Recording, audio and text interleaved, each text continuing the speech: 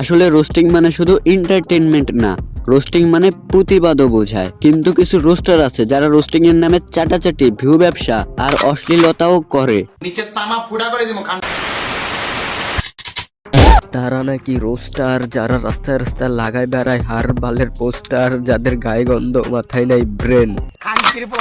তারা নাকি রোস্টার, যারা রাস্তায় রাস্তায় লাগাই রাখে হার বালের পোস্টার, গুলিস্তানের ডাস্টবিনের পাশে বসে করে ভিক্ষা নাই যাদের শিক্ষা দীক্ষা, গায়ে গন্ধ দিয়া বেড়ায় গালি, শাড়ি পিন্দা রাস্তাঘাটে দেয় তালি, মাথায় নাই ব্রেন, আবার আইসা করে জ্ঞান জ্ঞান, নকল করেও করতে পারে নাই পাশ, খাইছে বাস আরো করছে ফেল, আবার পোলায় পাট নেয় মনে হয় যেন সিগমা মেল।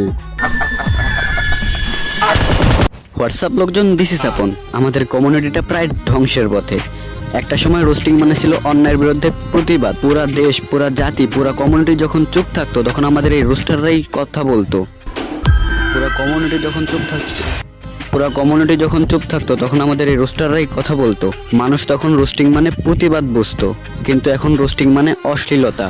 তাদের থাম্বনেল দেখা আর ভিডিওতে ক্লিক করার সাহস পাই না। আর ভিডিওতে দেওয়া গালির কথা কি বলবো, এরা রোস্টিং ভিডিও করে নাকি গালি প্রতিযোগিতা করে এটাই আমি বুঝি না।